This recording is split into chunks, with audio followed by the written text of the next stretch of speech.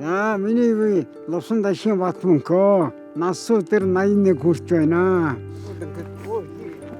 Миний үе одоо Төрөлсөн нутгийн хаан газар нутгийг улсын болон орон нутгийн засгийн хамгаалтанд авах гэдэг.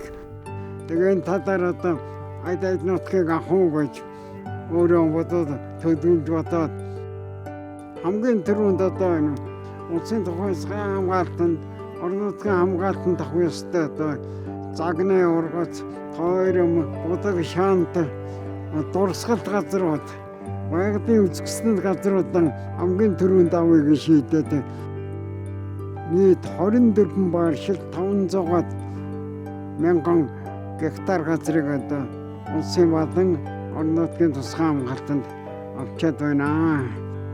Тэгээ хүмүүс ер нь яадаг чи яхаар газар шараагаа гэдэг яваад байдсан гэж.